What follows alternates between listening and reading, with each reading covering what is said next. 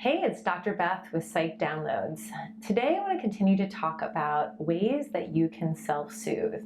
These are ways that you can rely on yourself to help your mood, to help regulate your emotions, and to rely on yourself to feel better.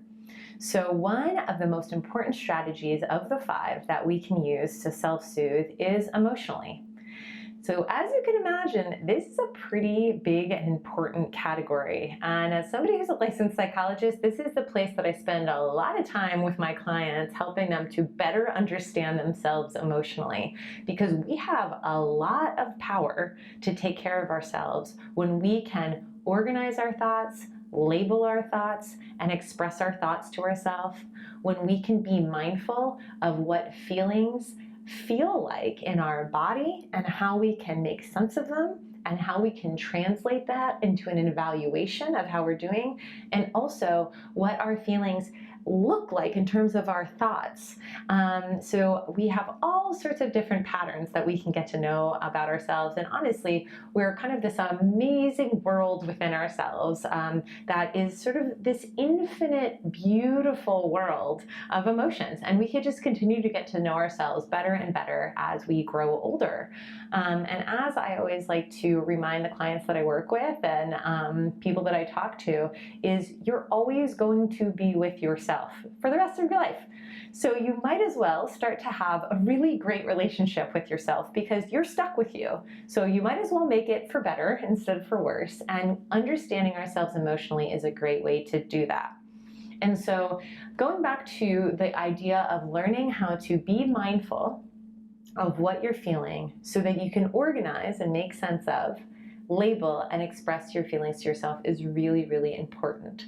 So I'll give you an example of this. Let's say you are on a commute home from work and you are finding yourself be extremely bothered by the person that is talking very loudly on their cell phone next to you. You may find yourself being angry, being critical of that person, maybe even having fantasies of telling them to shut up, but what it sounds like you might be experiencing in that is you're irritated. That's what irritation feels like in your body. So one of the helpful strategies that you can use to self-soothe is to name that feeling as irritation. A lot of negative feelings for people come up as criticisms of others. And that isn't going to be helpful because we don't get to change the world around us by criticizing it. We have much, much better ability to help regulate and self-soothe ourselves by naming what our feeling is and then figuring out a way to tolerate it, to change it, to adapt to it, or to accept it. So if we're finding ourselves irritated with a very loud talker who doesn't seem to have a lot of awareness of the people around them, we can name that as irritation. We can see what that feels like. You know, maybe it's an uncomfortable feeling at the top of our stomach. Maybe it makes our muscles tense. Maybe we notice that it comes with thoughts of criticisms of other people and just sort of a general, sense of annoyance. But if we know what irritation feels like, we can say, yep, that makes sense that I'm irritated right now. I can now name it, I can identify it, and I can choose to accept it. I know that I'm probably going to be home, in however much time. I'm not going to need to tolerate this forever. Maybe there's a way that I can settle my muscles down. Maybe there's a way that I can stop focusing on this person. And maybe there's something that I might even be able to think about that helps me feel a little less irritated or even appreciative that I get to be on a bus going home versus still at work. So this is a really, really helpful strategy, is understanding your emotions.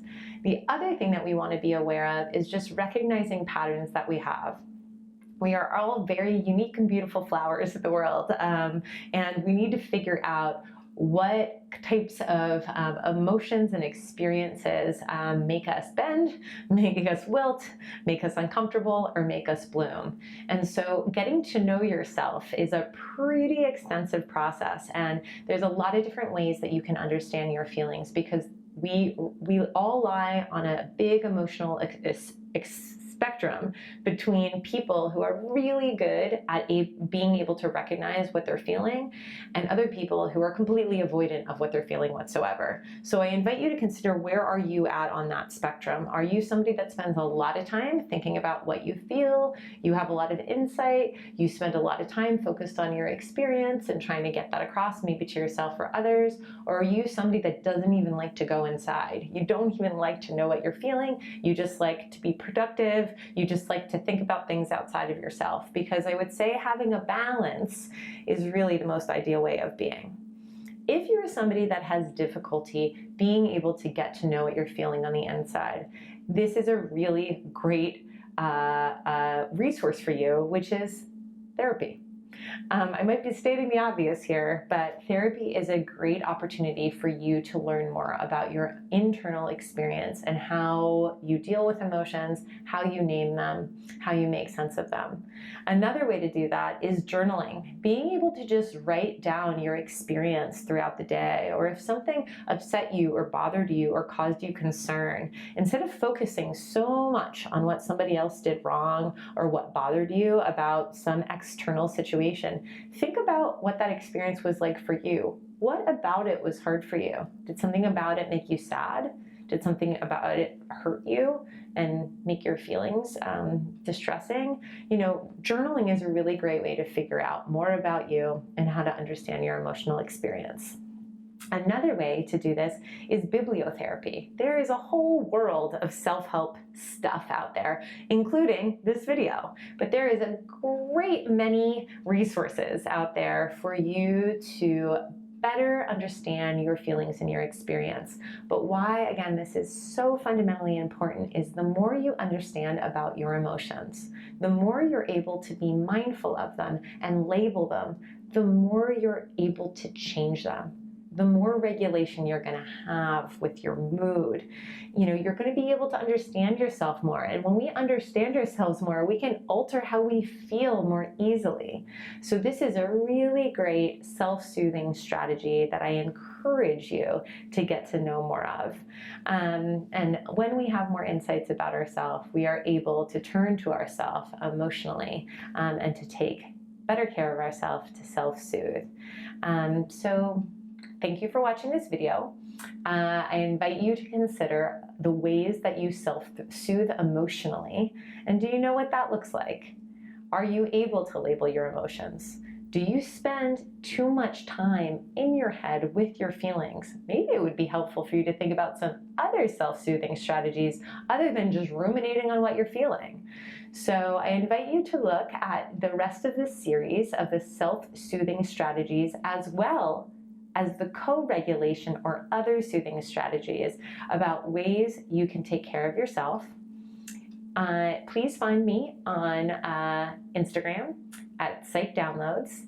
I release new videos on YouTube weekly, so please find me there, and like me on Facebook at Psych Downloads. Thanks so much. I'm Dr. Beth.